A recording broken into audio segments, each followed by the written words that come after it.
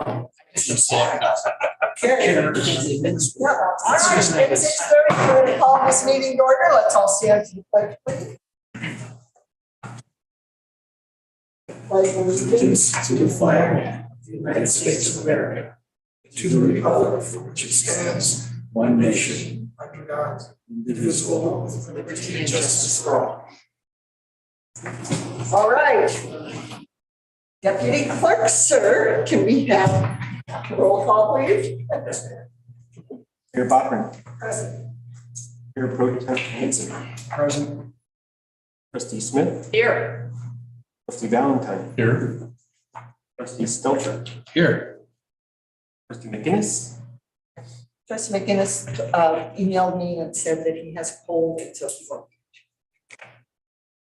Force. Present. All right. She has a great time between present and here. I vote for present. All right, next up is the approval of the agenda. Can I get a motion, please? I'd like to make a motion we approve the agenda as posted. Second? Second. All in favor? Aye. All right, that motion passes. Next up is announcements. Does anyone have any announcements? Say something. All right, I have a couple. First off, you'll notice there is a beautiful box in the back of the room, and it is for comments and questions. If you have a comment or a question for the trustees, the board, town administrator, whatever, you can write them on the cards attached to the front of the box and slip them in. And then the town clerk will get back to you and give you the answers to those questions, or the town administrator. And did we have one up at the front desk? Yes. Yes, we also have one up at the front desk. So those are available to you whenever town hall is open. The second is Mountain Harvest Festival was wonderful. The crowds were great. Lots of people came in. It seemed to be a fabulous celebration all around. So I would suggest we give a hand to the people who organized and put on Mountain Harvest Festival.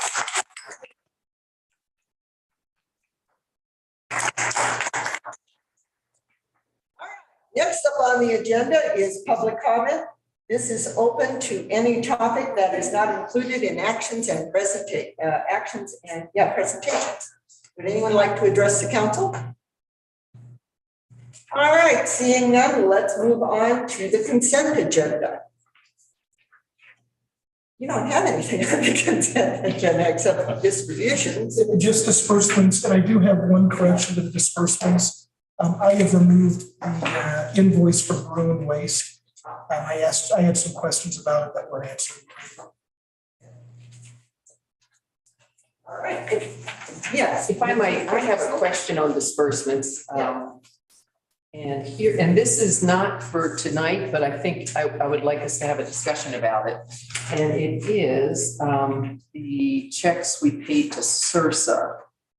And one of those includes the bonds for our finance officer and our treasurer / administrator. The reason I bring it up is our code says that you need a bond for the clerk, treasurer, town attorney.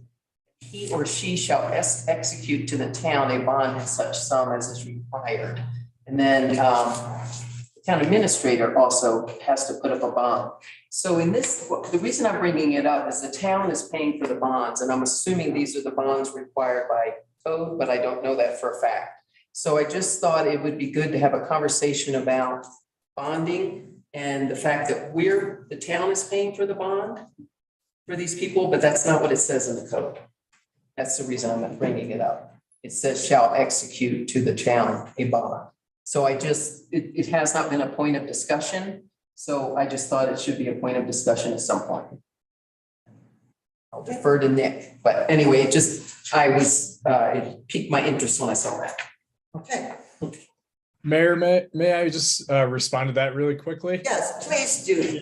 Yeah, Trustee Smith, I think that's a good idea to have that discussion because Sursa's insurance policy, the town's insurance policy through Sursa contains the same coverage that that the bonds do essentially. So they serve the same purpose. So there's kind of some double dipping happening with the bonds anyway. So I think it'd be good to have the discussion at a future meeting with the board to see if that can be done away with altogether. Okay, we can put that on the agenda. Okay. All right, anything else from the board?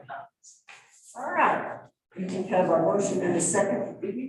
No, we haven't yet. I'd like to make a motion, we approve the consent agenda. We have a second? I second. All right, all in favor? Aye. All right, that motion passes. All right, next up on the agenda is staff reports. Administrator Wynn. Oh, yes, that's very small. So what you see before you is our departmental scorecard. And I know that I didn't furnish a town administrator's report for September. That just means that the next October meeting, you'll get a much larger town administrator's report. But today it's our departmental scorecard. Again, this is our tracking process for things that are above and beyond operations. These are other things that staff are working on, department heads, myself.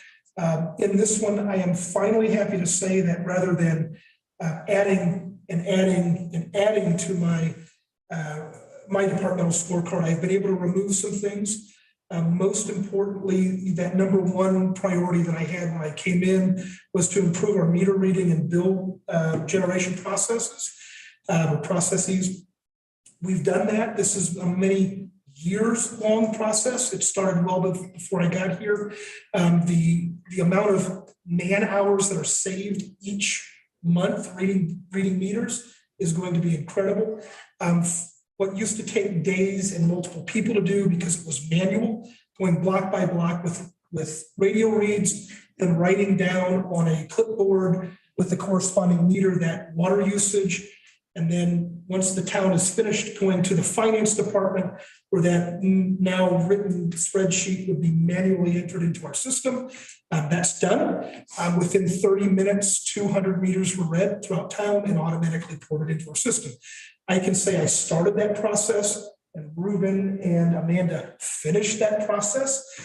So I'm happy to say that our next meter reading and bill generation will most likely be more accurate, number one. And number two, will also save a lot of staff time.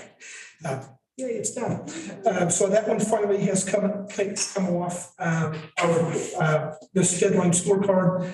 Another item is our report, our state and local fiscal recovery funds. That's the ARPA funding. That report has been done to the U.S. Treasury. It was due the end of March of this year. It took me about 45 days to wrangle control of the town's information for the portal. As soon as I got that done, it was reported. That was done on September 14th. So we can keep the money and not have to give it back. So that's a good thing. And then another item that I was able to take care of, again, should have been a really simple process. It's our system for awards management renewal. Normally takes about 15 minutes to do. Took about, again, 45 days to finally get that, all of that information turned over to the town. And for continuity of government, so it's not just one person with all of that access. It's now myself, the clerk, and our staff accountant. So if I fall off a cliff, government can continue, right? So that's been finished. We are renewed until next year in 2024. We can continue to receive federal grants. That's a good thing. You'll see that as things go on for other departments, they've been able to remove a few other items as things go on. So finance and clerk's office have finished some processes. We're up and running with our ADP payroll system. So that's our digital timekeeping system. We're still working on a few issues with how it communicates to our general ledger, but everything's moving along pretty well. One of the items we found was during holiday work, employees that actually worked on this last, I think it was Labor Day, couldn't select holiday work, and so they were shorted some of their time. And what we've done is we've issued manual checks and have made that correction in ADP and Casell. So things are moving along.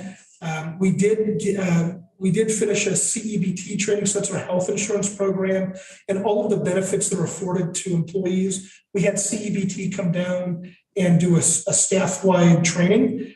So they can take that back to their spouses or, the people that actually operate the insurance program for them, and help them with the dashboard. So that's been done. We've also implemented a number of personnel trainings. Every Thursday, we were having personnel trainings to get us into compliance with CIRSA. So like bullying, those kinds of trainings were all completed as well. Again, staff did all of those trainings, signed off on it, and those go into personnel files. So we are moving forward with a number of things in addition to our normal operations.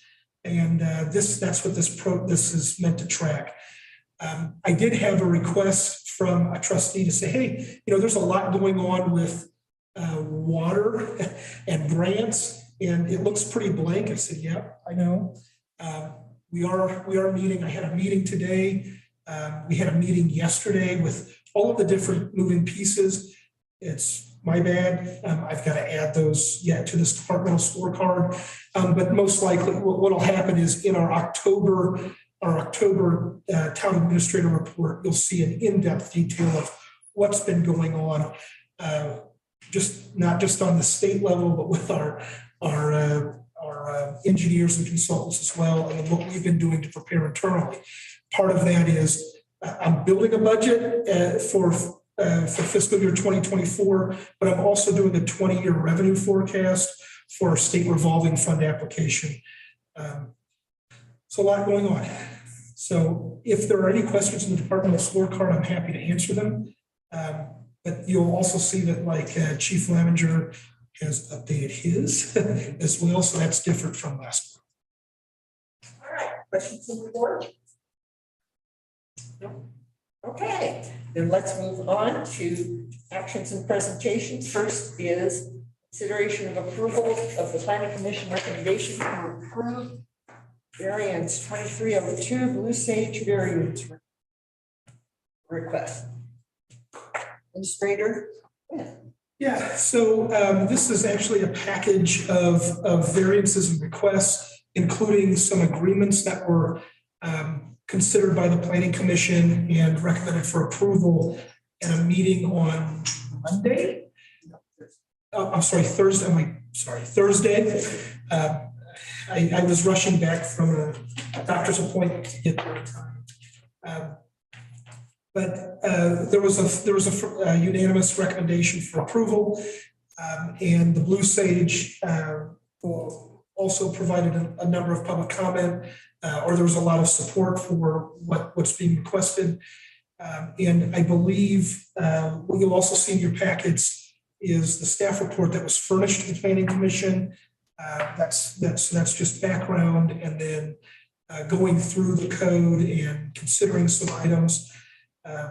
What was also attached to this zoning variance, or this package of variances and considerations, was 2 agreements. One of them was for consideration of the use of public parking lots to meet their parking requirements. Another was an agreement from Blue Sage that says they're not going to consider this an additional occupancy load. They're going to maintain their existing occupancy load, and they furnished an agreement to that effect. Other than that, my recommendation, after going through this, was to recommend approval, and that's what the Planning Commission ultimately did unanimously. And so with that being said, it's up to the board for consideration. Okay, first we're going to take public comment on this. Comment from the public? Yes, Ms. Watson. Oh, wait. Oh. Ms. Watson has her hand up, and I called on her first. So. Suzanne Watson. So I just had a question. How specific is the wording about what the variance includes? Because I didn't see the specifics. And I saw different numbers in there, like we want a 0 lot line setback. You know, there was the diagram that showed 5 feet from the alley edge. So when you, or if you do approve it or make a motion, are we gonna hear like specifics? And also, I was wondering if any discussion, you know, the town board approves the parking, the parking special review. I'm not so sure about this variance, being that I'm on the zoning board of adjustment, and I thought we were finally getting our feet under ourselves. But as far as the parking, has there been any discussion about adding bike racks? I mean, was there any room in the back that a bike rack could be added? You know, that outside area is probably used in the summertime when the weather's good. People like to be close to their bikes. And I know parking is a real issue in this town, but I don't see a lot of activity with businesses adding bike racks. And I think Blue Sage customers frequently use their bikes. So I'd like you to consider maybe requiring that. Thank you. Thank you. Anyone else? Yes. Deborah Musicar, 610 6th Street, Paonia. So I'm the director of Blue Sage Center for the Arts. And I just want the town council to know that 3 years ago, we put up a tent looking to meet a need in the town of Paonia. Because of COVID, a lot of people did not feel safe meeting inside. And we found out that not only because of COVID, but because of the camaraderie that space provided, it's great to be able to continue that. And we not only received a grant to build the structure, but we've also received a lot of support from the community. So we hope you see favorably on our request. Okay, thank you. Anyone else from the community? Yes.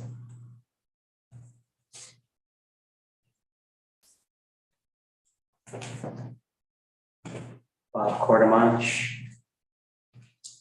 40325 L75 Road, Marion.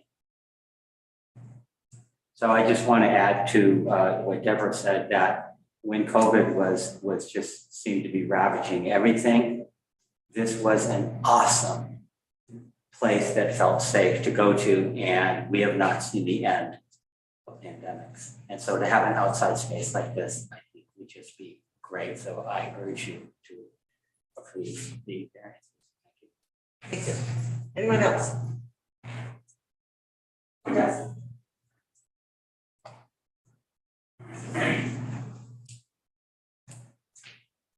Joni Hunt, I live in Paonia.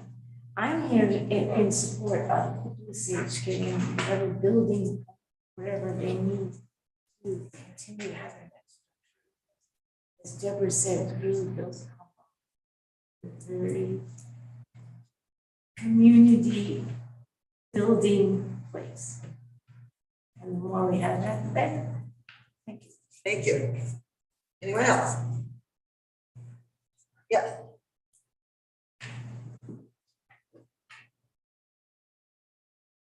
Mary Burns, 12231 Slate Point Road.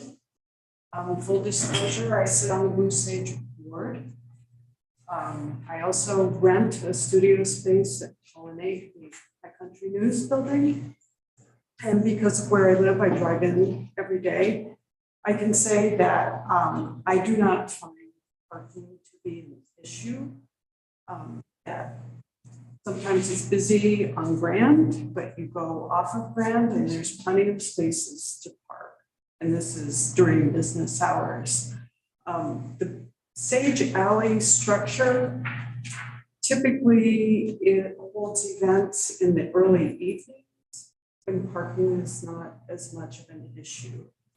And to reiterate what I told the building commission, I see lots of building improvements happening in downtown Paonia, including on the alley where Blue Sage butts up to. That is turning into a little extension or mini business district. And when I look at the Blue Sage, the back of the Blue Sage property from the alley right now, what I see is a dirt lot that's not being used. And this structure would beautify the space, provide a place for the public to use and patrons of the Blue Sage to use, and generally improve, be part of that improvement. Thank you. Thank you. Anyone else? Yes.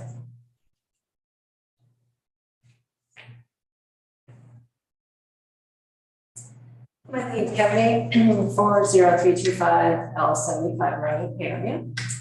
So we moved here 4 years ago and got to appreciate the first year, 2019, what a wonderful place Paonia was, luckily. And then 2020 happened, as we all know, and everything shut down.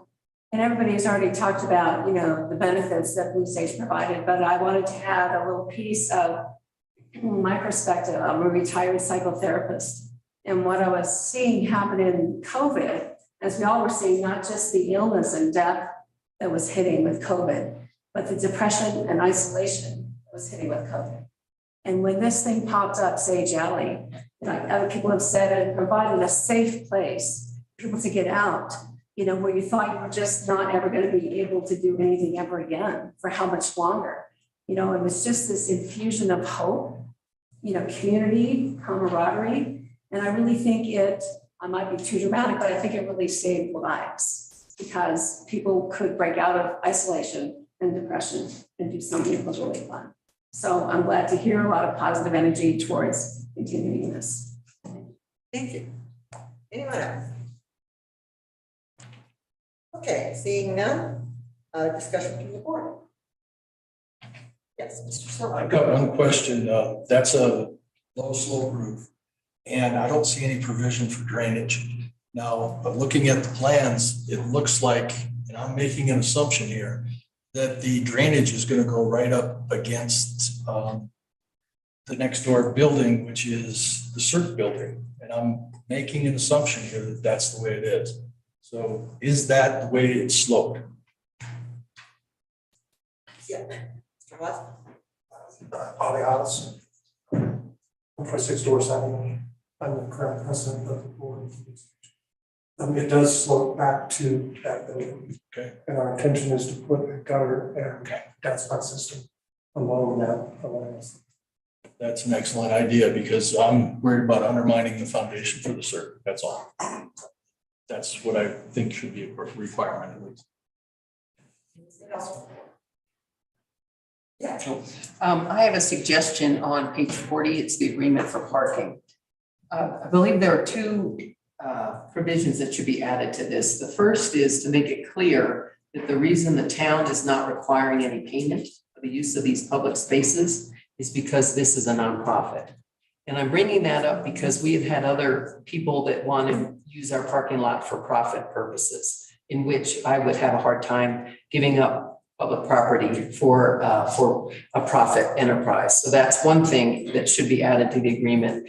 And the second thing that should be added to the agreement is that if the Blue Sage is having a large event during the business hours, you know, Monday through Sunday, that they let the town know, because I'm concerned about the parking lot that's used so extensively behind this building for employees and people that own the stores here and shoppers, that I would not want to see it be taken up by the Blue Sage event and knock everyone else that's used to using that parking lot for that purpose. So I'd suggest some kind of language to that effect to preclude that happening. Okay. Thank you. Okay, anything else from the board? Yeah.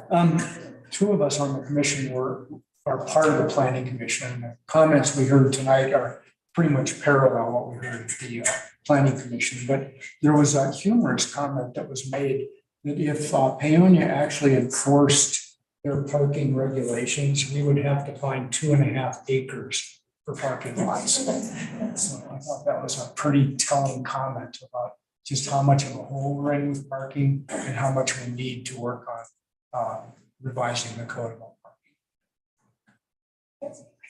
All right, would somebody like to make a motion, or do you want something to say, Mr. Wayne? Yeah, may I make a comment about parking? So there was a comment brought up about having bicycle provisions. While we're looking at this comprehensive plan and we're talking about our code rewrites, in the past, I've successfully used a credit for adding bicycle or alternative methods of transportation to meet parking requirements. And so that may be something that we can consider within this upcoming code rewrite and our comprehensive master plan. All right, can we have a motion, please? I'd like to move that we approve the, see if I have the right wording, approve the request by Blue Sage for the outdoor shopping. We have a second? I'll second that. All in favor? Aye. All right, that motion passes. All right, next up on the agenda is consideration for approval of a letter of support for the Wilder Bunch 2024 PW non-motorized trail maintenance stewardship application. Mr. Witt. Yeah. And so if you guys are, trustees, if you're looking at the packet digitally and you hit the bookmark, you're going to have to go back one page to see the staff report. I couldn't get bookmarks to work while making the agenda.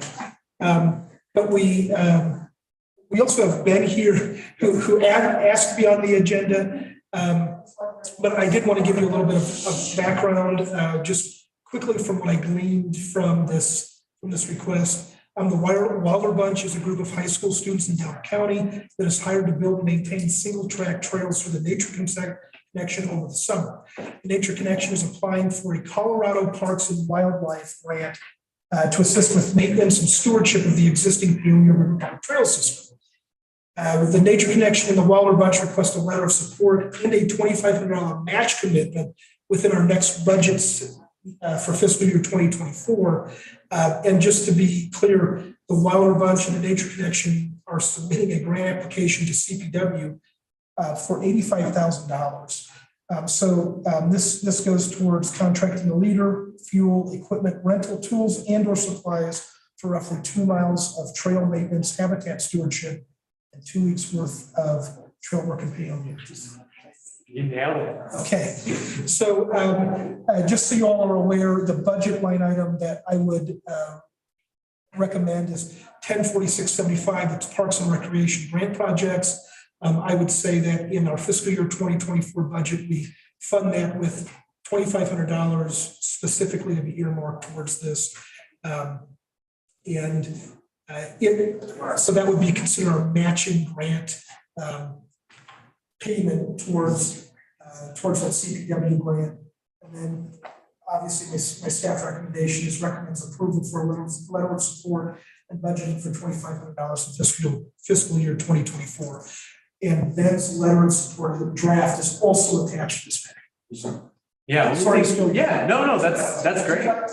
Yeah, the only thing thank you for your time and consideration. The only thing I'd add is that the Wilder Bunch maintains trail projects across Delta County. So we're only in Peonia. We budget for 2 weeks of work in Peonia of our 10-week season. So that $85,000 we're going to be requesting from CPW covers team salaries for all those sites and all of our expenses. CPW requires a minimum match. They really were impressed with our last funding request because we had cash matches from each of our municipal governments. And so far, City of Delta and North Fork Rec Districts have both pledged $3,000 each. And so here I am, our last municipal government partner, to request that you also support us. So. And so the total match that they're looking for is 10%. 10% of 85, which we will be ahead of. But in the last fiscal year, our unbudgeted expenses, which you all know, construction projects tend to have those. We like to just ask CPW for our very clear known expenses, which are our salaries, and then we ask our municipal partners to chip in for the unbudgetable things like broken tools and fuel and things that are really hard to budget for because CPW is incredibly strict with their reimbursement process. Okay. All right, well, let's start out with comments from the public. Okay, seeing none. Any questions from the board? I I just have a comment, and as you all know, I've been part of Western Slope Conservation Center and worked really closely with them and got to see the Wilder Bunch in action. They are incredible. And to have this resource for the town where we don't have to burden our staff with maintaining it is such a gift. So thank you, Ben. So no comment, just a Okay, all right. All right then, since there's no questions or discussion, can we have a motion from the board? I'd like to make a motion to approve the non-motorized trail maintenance for fiscal year 2023 budget. Is it supposed to be 24 budget? And the grant ask of $2,800. 25, sorry. I don't have. Oh. And I also meant, I want to add the letter of support for the proposal. All right, do we have a second? I'll second. All in favor? Aye. Opposed? All right, Thank you very much. you are welcome, Ben. Your motion passed. All right, thank you very much. All right, thank you, Ben, and all your hard work. All right, next up is appointment to the Planning Commission by the Board of Trustees. So we have two applicants, and I would invite each of them to come up and introduce themselves to the board. First one, all right. Here. All right, the first one is Susan Pagano. Did I pronounce that correctly? All right, Ms. Pagano. Susan Pagano, 1525 First Street. I was raised in Peoria. My family moved here in 1953 when my dad took a job as a teacher at the high school. I graduated from Peoria High School and then attended Western State in Gunnison. I returned to Peoria in 2011 after spending 37 years in Southern California as a purchasing agent. And I believe I make a good contribution to anything that this board does. And I think I have a unique viewpoint, and I would look forward to moving Peoria forward in the future. Thank you.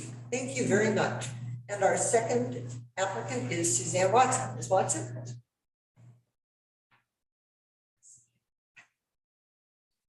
Hello, my name is Suzanne Watson. I wouldn't know that. I live at 903 2nd Street. And I've been very interested in the comprehensive plan for some time. You know, I go to the state statutes, I read, title, what is it, 31, 23, 203, 201, it's not 200 section. And it has everything to do with the planning commission and what its responsibilities are. And it's actually pretty prescriptive. We kind of have an instruction manual there in the state statute about what our comprehensive plan is supposed to include. And I just think it would be kind of interesting, since that seems to be, well, the land use portion is the portion that hasn't really been discussed too much with what the work that we've done so far. I know that the parks plan is part of it.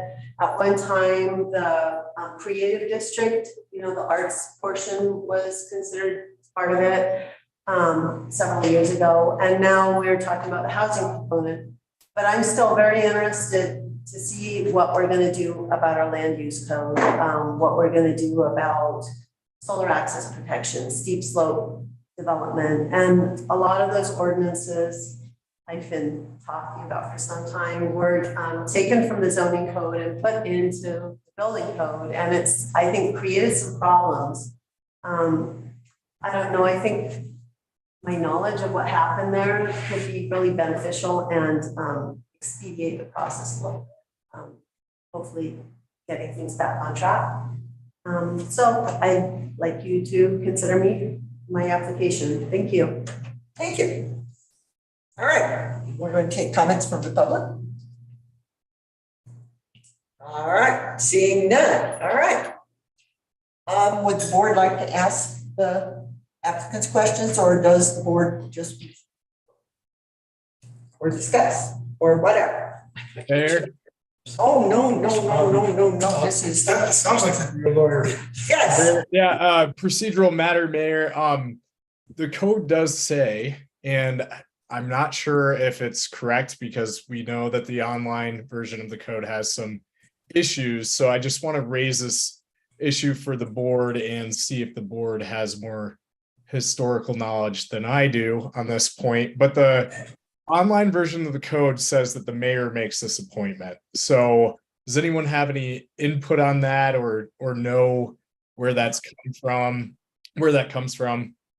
Historically, I was on the planning commission before I was on town council. And the mayor did appoint me to the town council, to the planning commission. And then when I was on town council, I was the town council representative to the planning board. And I was appointed by the mayor. okay. Yeah, trustee. I was appointed to the planning commission, I believe it was 2007 or 2008. It was a mayoral. Okay. Yeah. So that gets us off the hook.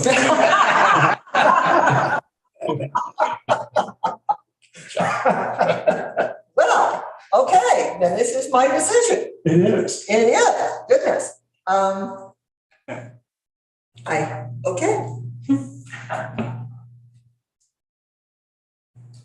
Mayor, if I may. Yeah. So we are approaching a very important time, or we're already in a very important time for the town of Paonia. We're in the middle of our master comprehensive plan.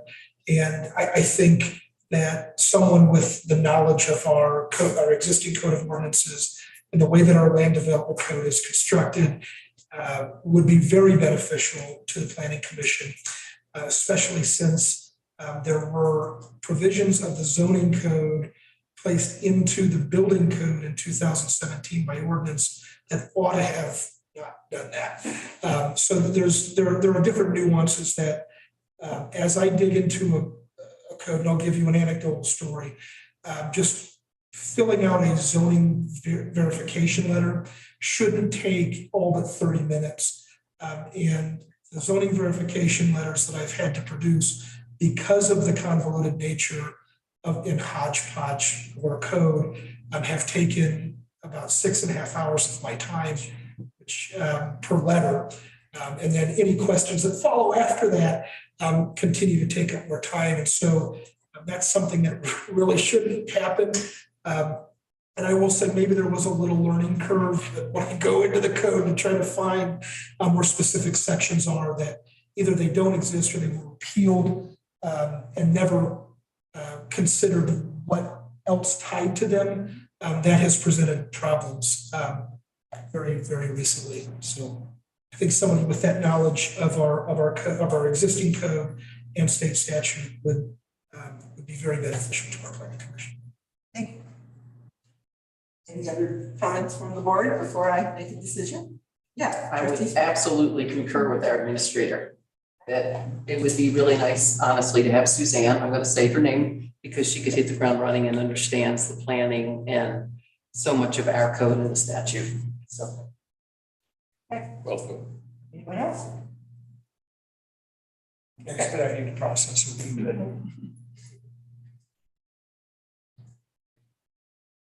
All right, well, after consideration and taking into account what everyone has said, and my own experience in being on council for 6 years, almost 6 years, 5.5, that Ms. Watson has a great deal of knowledge and depth and experience, and I would welcome her to the planning commission. So I'm appointing Ms. Watson to the planning commission.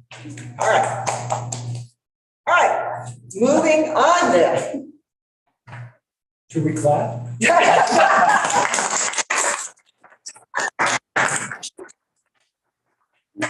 All right, next up is consideration of a support letter regarding NEPA Phase 2 rulemaking.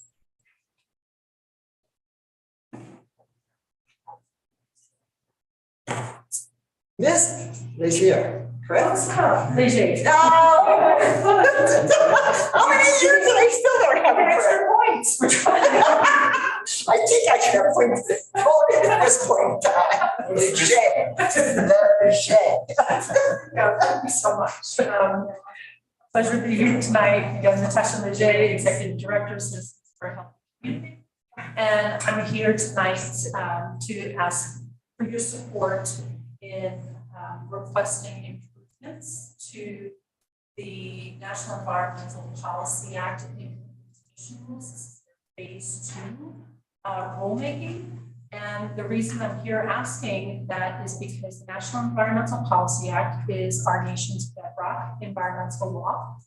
And the town relies on NEPA, National Environmental Policy Act, so from now on, NEPA, NEPA, so that the town can comment on federal actions that would impact the town. And so the key areas that the town is concerned about is transparency, public engagement, and critical environmental analysis. And so there are 3 areas in the rule right now that require your attention and some recommendations. One is that the rule is erring towards an environmental analysis if it's determined that the impacts from the federal action would be unknown.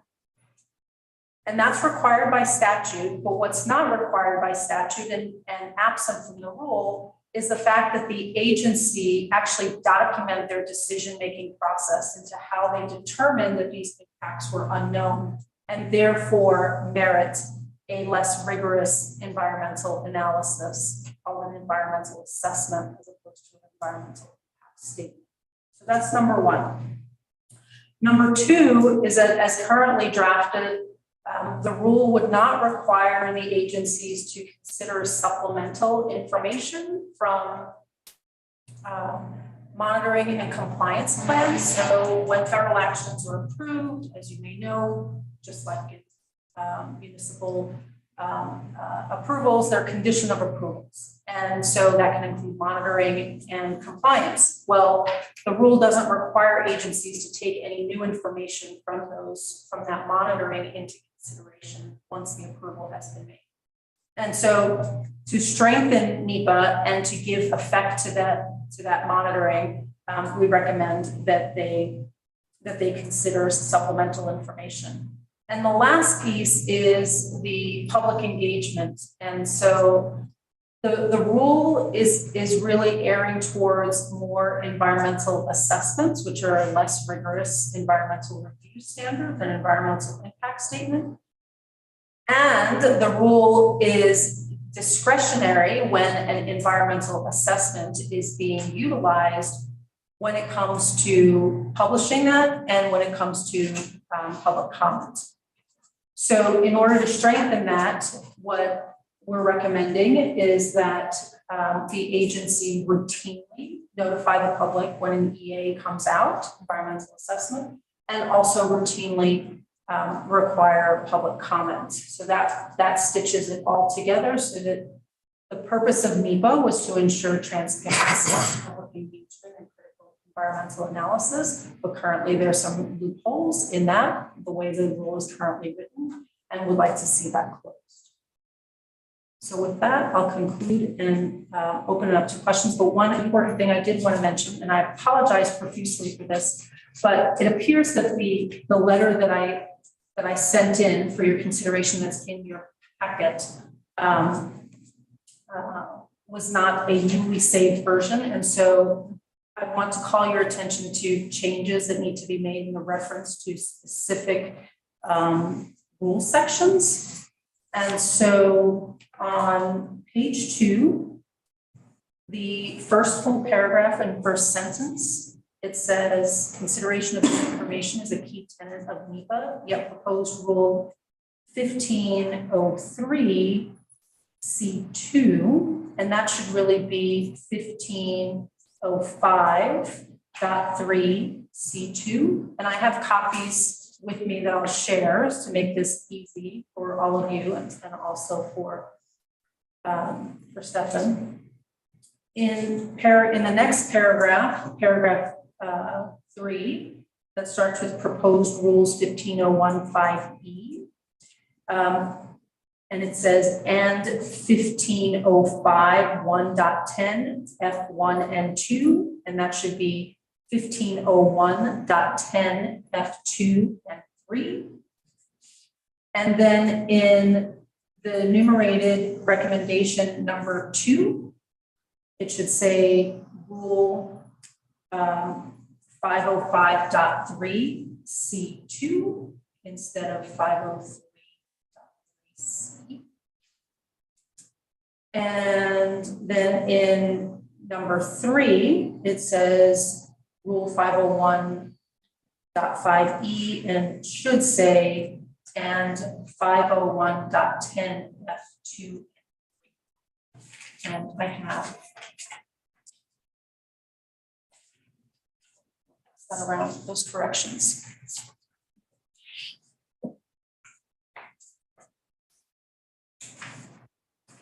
All right, let's take comment from the public.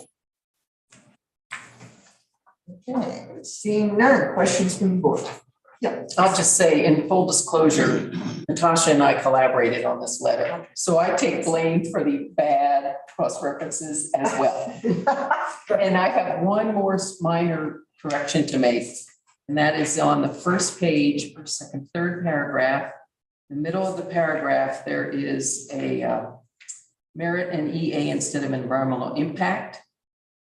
And then in parentheses, EIS for the acronym, it should say environmental impact statement before the EIS. But I agree with everything Natasha just said in terms of the content and correcting those bad cross references. Our apologies. Sorry about that. All right, We're in it together. other questions or comments from the board? I do have on the second page, that first partial paragraph at the top, there are a few little bitty typos that I noticed. Like on the fourth line between approved and master, there's an underscore.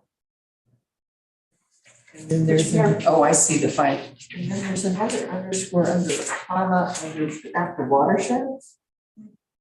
At least in, not in the, okay, this one, the paper one, the one under the watersheds. One of the packets. Yeah, so dinky stuff. Oh. But aside from that, I think it's a great letter, yeah. Yeah. All right, would anyone like to make a motion? I'd like to discuss a little bit. All right, go. Well, you know, with a lot of letters we send in the federal government, a lot of times they're succinct and they're one page and they're 4 paragraphs and they tell our story and they say the changes we have. This one does such a deep dive into the technical parts of it that when I first read it, it didn't sound like us. That's the thing that concerned me. Like, I'd like to tell our story, how that impacts us and what we'd like to see changed, and just leave it at that and get it to one page instead of doing a deep dive into the different things. But that's me. So I just wanted to make that comment because this doesn't seem to line up with previous letters we've sent in that have talked about where the town of Peonia stands, fracking, drilling, impacts. So that was just one thought. I'm afraid of the eyes rolling back in the head when you get to page 2. You know what I'm talking about? There's just so much detail. So that's just my comment. I think the principle is great, that there should be more transparency to it. I like the idea that the rules should reflect that there should be public input, and the idea of how it impacts the town is really important. So what's the deadline? November 29th. I mean, September 29th. That's what I like. Right. So in the future, can we get letters a month in advance? Any other comments from the board? Yeah. My thought on this is that this is a very complex issue. And the changes to NEPA concern me deeply. And I think we do need this much detail, and we need to express our concern very, very much to the government. I am dismayed at the amount of, or the lack of transparency that is planned, and I'd like to see it a lot more transparent. It's critical for us especially. We don't know exactly what is going to happen in the watersheds, and each of the watersheds that are listed in here are pretty critical for irrigation water, and a saline spill or a, God forbid, distillate spill could possibly contaminate hundreds, if not thousands of acres of farmland. And because of the way it's administered and the way the companies work here, there's not somebody there 24 hours a day. They might only go once a week or once every 2 weeks. And that concerns me a lot. We could have a major ecological disaster before we even know it. And the first thing might be that we smell it in the river. And this is a big deal. Other comments? I mean, I have more comments, but I helped draft the letter. So I just want to add in here that because this is about the rules, the overarching rules that are going to dictate how all federal agencies deal with federal projects. I think in this case, this really gets to the heart of the things that we would be concerned about a project going in up valley that they've decided to do an EA on because there are unknown things, and then not publish that there's a draft EA. And that could very easily happen. And the example in here is an example of what did happen when they punted on being transparent. So, and believe me, the people reading this letter will get it all. The people reading this in the Environmental Quality Council will understand everything because they're going to see a lot more than this. No, this, and I've dealt with NEPA a lot in my career, and I've written letters on the previous rulemaking. And again, I'm biased, but I think it really gets at some really important things that do affect this town without getting prescriptive about our specific examples besides that 104 well that was not disclosed. So, Anything else? I just have great appreciation for the both of you for writing this letter of in-depth, like, yeah, to have all of us go through that, but to have your expertise on, I'm just really grateful for that. So thank you. And I express appreciation as well, because I would not have understood the 3 bullet points without everything that was shared. So thank you very much. Okay. Shall we get a motion then? I move to approve the draft of the letter, the new draft of the letter with a few minor grammar changes. Providing comments to the Council on Environmental Quality. Do we have a second? So I'll second. Well, John seconded. Okay. So we have 3 You need seconds. to speak up. Yeah. All right, all in favor? Aye. All right, that motion passes. Thank you so much. Thank you very much. Just a reminder to the 29th. And then also the link to where it needs to be uploaded in the letter. What if you send you the updated draft? I was going to say that. I can send this. Right, then This yours. is already. All right, and there's another little typo here, so Oh, okay. but I will pass that on to Stefan for the 2 little typos. Thank you. Digital, right? So I can. Yeah, so you should already have the digital copy. So you want one. I've got those with the one I have, the draft I have seems to be old. Yes, if you could send a new digital copy with all the corrections made to Stefan. Except I don't have the. I gave him the little. Yeah, Okay, just the ones I discussed, correct. just to be clear. Yes. Okay, perfect. Thank you so much. Natasha. Thank you so much. Oh, of course. All right. Next, consideration of approval of matching rate increase for employee medical benefits. So this is a mouthful, but I'll boil it down as easy as I can. And that's what the intent of the staff report was. And again, you have to scroll up one more. I apologize that I didn't have this in the original agenda packet. I got it done last night, got it out to you guys. So you can see what all of this boils down to and what I'm recommending for our fiscal year 24 budget. If you look at the renewal, by the way, the CBT insurance renewal rate was incredible, 5% increase. I'm not used to single digit increases in insurance, so this is really, really incredible that this is afforded to, I think it's government employees in Colorado and teachers. So it's a really good pool. Previously in a July meeting, the board had. I just need to stand up. That's okay. Just standing, of course. So previously in a July board meeting, the Board of Trustees recognized that to retain qualified employees, that the proposal that was put before you, you had approved that. What I'm saying for this one, or requesting for this one, is any employee that is an employee only.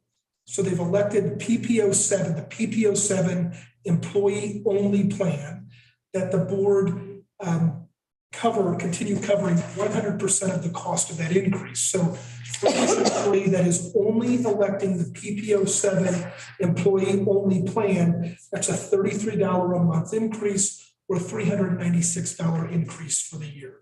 Anybody else, any other classification or other PPO plan that they've chosen, I'm recommending or requesting that the town cover 60% of the increase and the employee takes 40% of that increase.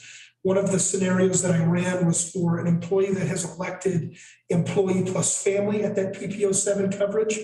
And what that means for the town would be that it would be an $80, it comes out to a $15 a paycheck increase for the employee. And so the reason that I've got this before you tonight for an approval is so that we're getting ready to get into open renewal time for next year. And this will help guide employees' decisions on what they can and can't afford within their own personal budgets. So that way we can get them locked in going into January of next year, and it helps me budget for what our personnel costs will be for that fiscal year 24 budget. So again, my recommendation is, and just so you're aware, by doing the 60-40 and by covering 100% of the increase for the employee-only PPO 7 plan, we would be looking at a $15,000 to $20,000 increase in cost for next year. Should the town elect to do the whole 100% increase, cover the 100% cost increase for all employees, regardless of classification, we'd be looking at a $20,000 to $25,000 increase for next year. Again, my recommendation is to cover that 100% PPO 7 employee only plan, and then any other classification or any other plan that an employee wants to use, that the town covers 60% of the cost of the increase. Okay. I think I boiled it down. Okay, I would take comments from the public. Okay, seeing none. Question from the board. I Yes. have a question. So what's standard for from your experience when these increases happen, both for the individual employee and for their family? Is it the 60-40 or else? So spanning 7 years in municipal management amongst 3 states now, Indiana did it differently. So I should point out that in Indiana, we didn't have a pool of like we do with CEBT. It was dependent upon each individual municipality. Unless you had much larger employees, you kind of got stuck with crummy rates. And so we're really lucky. I mean, this is a really great program. It really depended. I've seen anything from a 70-30 split for increases to towns eating 100%. Where I came from in Florida, it was a little bit different. Up until this last budget, we're now covering 100% of the cost of all employee insurance. However, that was a high deductible health plan. We don't have that here. This is a PPO plan. So this is a really good plan. Weighing kind of all of those options, I think that this is a really good split. And I think it would still have, you'd still have employees buying into different plans and getting the coverage they need for. Thank you. Other questions from the board? Yeah, it might, if I remember correctly, not a whole lot of employees have even opted for the employee plus family, if I remember right. That's correct. So under contract, mine's a little bit different, but there's only one other employee that has elected to have the employee plus family plan. So it's probably more in the employee only, employee spouse. And so I just wanted to clarify that the premium for the PPO 7, which is the cheaper of the three, PPO 5 and 6 and 7 is going to be $683. So the $683 is the base for whether they do the more expensive plan for 5 and 6. Correct. Right? Okay. And then one thing I wanted to point out is when I was looking through this is that CEPT or whatever it's called has reduced some of the deductibles people have to pay. Oh, yeah, so thank you. You're absolutely right. So this renewal was incredible. You don't see this happen too often where not only do you get a single digit premium increase, but you also get a deductible reduction. Again, this program, it needs to be in every state, but it's just Yeah, Colorado. Anything else from board? Yes. We had quite a debate about this when it came up to the board. And one of the things that I was concerned about, because having a lot of private sector experience, it seemed overly generous how much we're paying. But Leslie Klismeyer, who's the one that found this for us, first of all, it's huge to be in a pool because that saved our taxpayers so much money in insurance premiums. So that was big. Kudos to Leslie for doing that. She gave me the spreadsheet for every single municipality in the state and how much they were paying. And we're actually a little bit below average in how much we cover, which shocked me. I was really surprised, but that isn't surprising when you think about it because you try to make up for somewhat depressed salaries in the public sector by having strong benefit packages. And this definitely hits the mark. may offer one more thing with, thank you, is the dental plans, the vision plans, there's no increase, which also is unheard of in renewal time. So Having dental and vision plans is also pretty amazing. We had a good year last year too, like our experience didn't make it rise up. So that's one thing that was good. that is, so yeah, I learned something coming into municipal work is that there's something called an experience quotient. That if you have a lot of claims, and the one that really hits you hard is when you do work comp insurance. With a lot of claims with work comp, your experience quotient could skyrocket. Again. Okay, anything else on the board? All right, can I get a motion, please? I'll make a motion. I'd like to make a motion that recommend the town contribute 60% towards the increase and the employee cover 40% of the increase. Based on the table of benefits found in the background on page 63 of our agenda packet.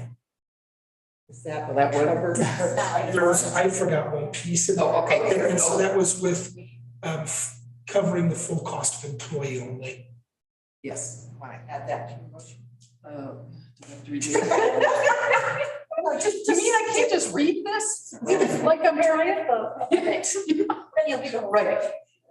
Just add Okay. the covering. All right, I'd like to make a motion that I'd like to make a motion that the town continue to pay 100% of the employee premium for the PPO 7 plan and contribute a percentage for the increase of other classifications and plans to equal a town contribution of 60% towards increases and the employee covers 40% of the increase. Very good. Do we have a second on that beautiful motion? I second that. Okay, all in favor? Stefan, aye for a good motion. That motion passes.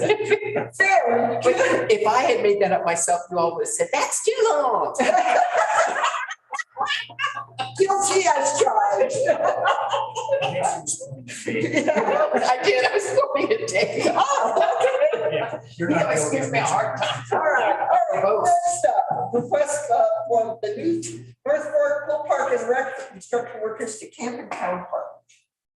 So Go for it. yeah, this was actually an email sent from Max to me. It was kind of a reminder, hey, what's the status of this? And so I added this to the agenda. The reason I have this is I'm unsure if this is within my authority to approve. And so I erred on the side of caution to bring it to the board for consideration. But this isn't just for the North, for the recreation district, just to camp whenever they want. This is for the construction workers who are doing the improvements to our skate park to camp in the town park they've got small tables and tents, but also they're requesting access to the teen center for showers and things like that while they're doing construction work. And so again, didn't know if that was in my authority to approve and erred on the side of caution. All right, comments from the public? Yes, Christine. I just have a quick comment, Christina Patterson, Price Road. That's a little funny, the teen center, because those guys, Michelle at Dependable Lumber, don't they manage that? And that was all taken care of right here. Okay, thanks. Yeah, it's,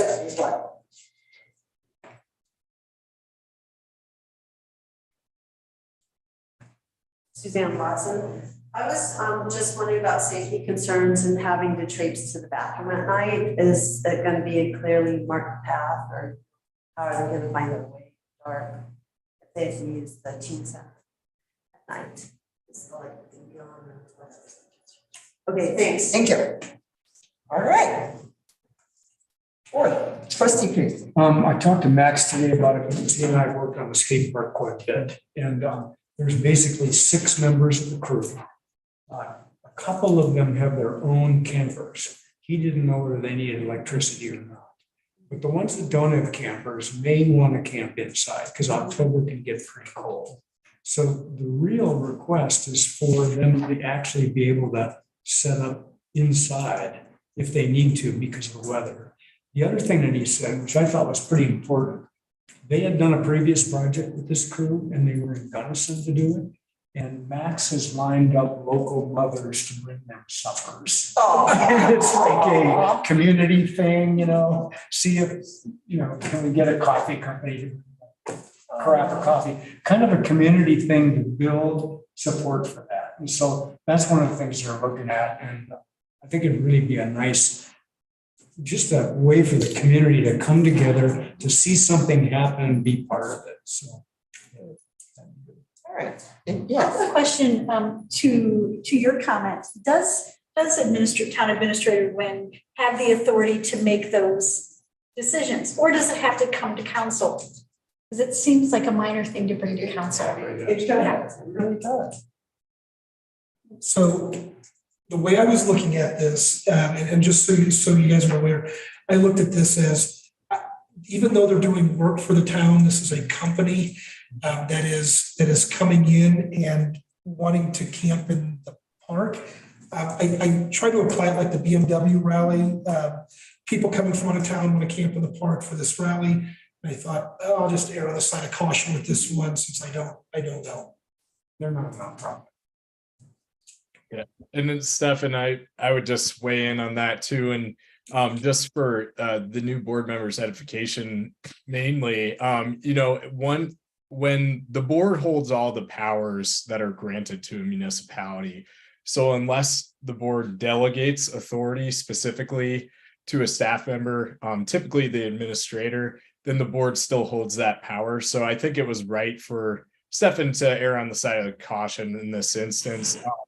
But in the future, it's something that the board certainly could delegate to him to make that decision, so that it wouldn't have to come to the board and take up meeting time.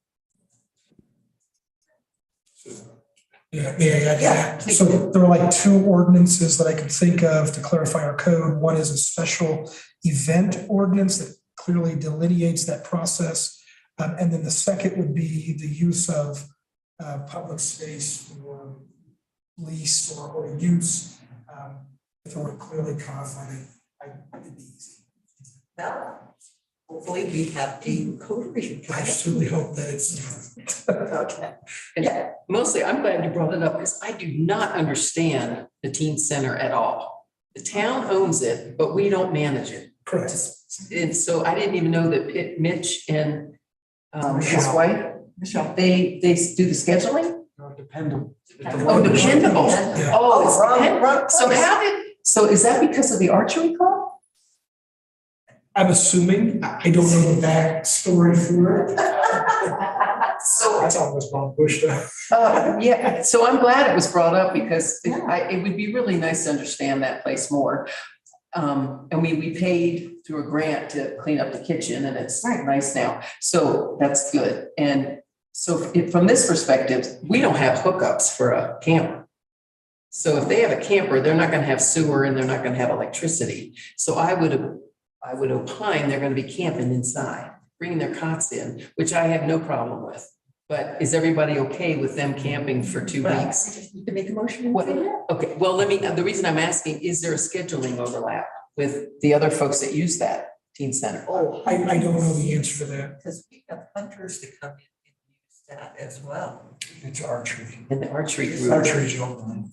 So September. And when's the first Rifle rifle? rifle starts first week.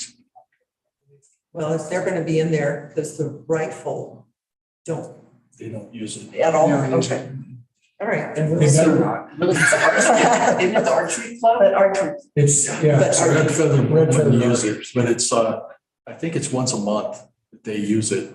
And I'm not really, I don't think that they would really mind just one month's change.